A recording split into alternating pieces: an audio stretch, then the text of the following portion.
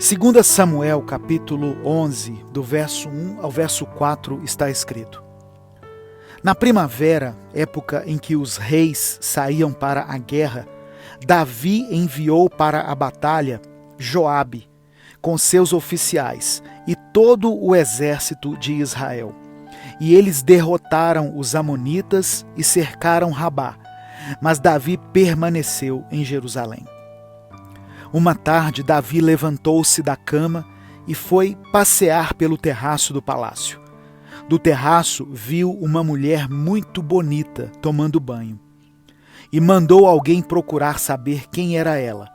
Disseram-lhe: é Batseba, filha de Eliã e mulher de Urias, o hitita. Davi mandou que a trouxessem e se deitou com ela, que havia acabado de se purificar da impureza da sua menstruação. Depois voltou para casa.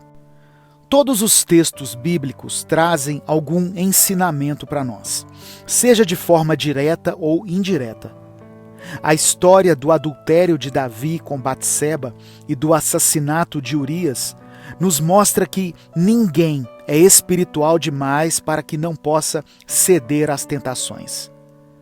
O apóstolo Paulo escreveu aos Coríntios: portanto, aquele que pensa que está de pé, é melhor ter cuidado para não cair. Paulo estava dizendo que ninguém pode desconsiderar as tentações.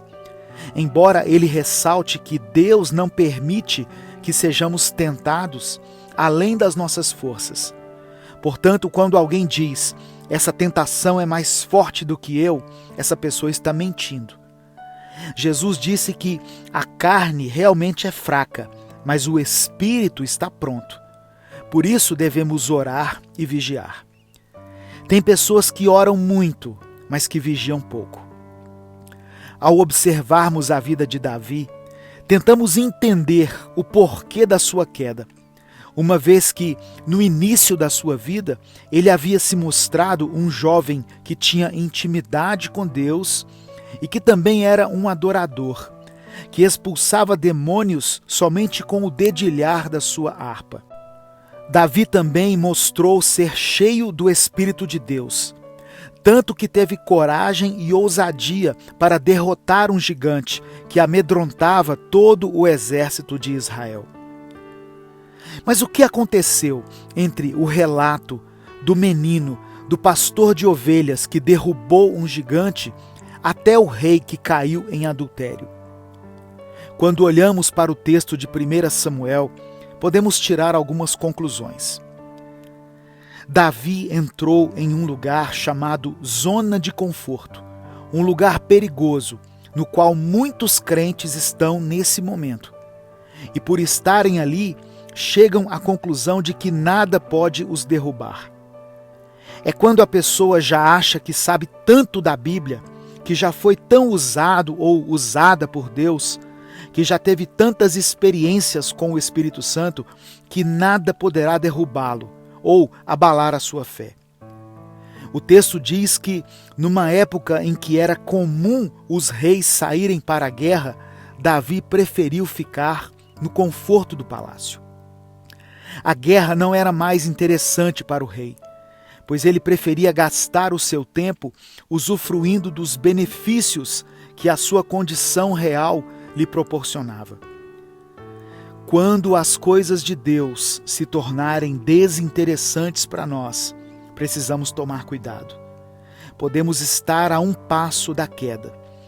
Infelizmente, por causa da pandemia, muitas pessoas deixaram de ir às igrejas, de frequentar cultos presenciais, e com isso perceberam que a sua vida espiritual, na verdade, estava condicionada a uma reunião semanal, e que elas não caíam no pecado simplesmente por causa da prestação de contas a que seriam submetidas diante da sua liderança. Uma vida de santidade não pode ser sustentada pela pressão de se manter as aparências, mas sim pelo temor de Deus, pela reverência e pela gratidão que temos em nosso coração por tudo aquilo que o Senhor já fez por nós. E por não achar as coisas de Deus mais interessantes, Davi quis ocupar a sua mente com outras coisas.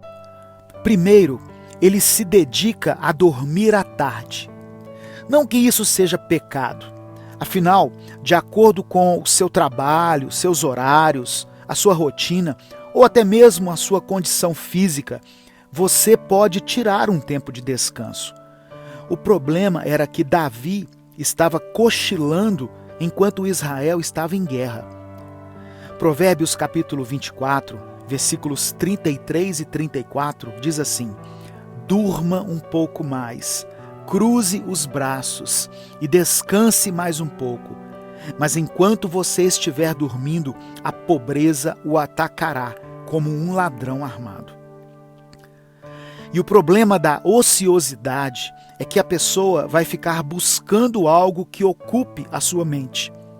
Davi ocupava seu tempo livre vendo mulheres tomando banho, pois certamente da varanda do palácio ele deveria ter uma visão privilegiada.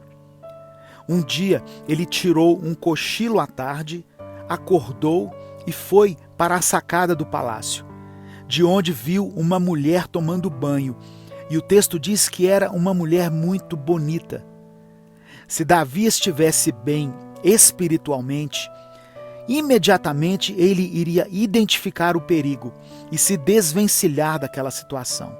Talvez ele devesse se aprontar e se dirigir para a guerra, para ajudar o exército, assumir a posição na qual ele deveria estar. Mas como a sua mente já estava dominada pela cobiça e pela imoralidade, Davi desejou aquela mulher em seu coração. Essa atitude, por si só, já era considerada como adultério aos olhos de Deus. Porém, se ficasse apenas no pensamento, as consequências seriam menores. Mas Davi deu asas ao seu desejo e mandou chamar a mulher, cometendo o ato em si.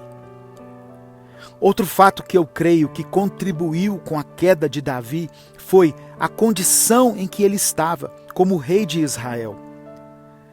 É muito comum ouvir relatos de homens e mulheres que, logo após terem sido promovidos no seu trabalho, ocupando uma função de destaque, de chefia, acabaram caindo na armadilha do adultério.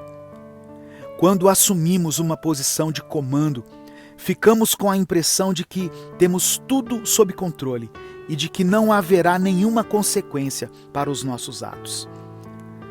Davi pagou amargamente pelos seus pecados, e a sua história serve como lição para todos nós que servimos a Deus. O Senhor perdoou e restaurou o seu reinado, mas ele sofreu por mais de 40 anos de maldição na sua família por causa da inconsequência dos seus atos. Não importa quantos gigantes já tenhamos derrubado na nossa vida, sempre devemos orar e vigiar, para não darmos lugar à carne e assim perdermos a nossa comunhão com Deus. Eu quero orar por você. Senhor, que essa palavra chegue até aqueles que o Senhor escolheu para serem representantes do teu reino aqui na terra e que nesse momento têm sido tentados a cometer algum tipo de pecado. Não deixe que nos acomodemos na nossa zona de conforto e não permita que percamos a alegria e o prazer nas coisas do Senhor. Coloca em nós fome e sede por tua presença.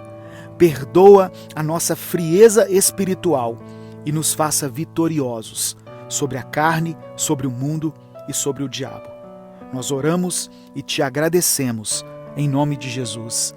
Amém. Se inscreva no nosso canal e ative as notificações. Não deixe de compartilhar essa mensagem. Ela pode mudar a vida de alguém. Se quiser apoiar o nosso projeto, seja membro do canal. E no primeiro comentário fixo desse vídeo, deixe o seu pedido de oração. Eu vou orar por você. Deus te abençoe. Eu sou o pastor Edivaldo Oliveira e esse foi mais um Minuto com Deus.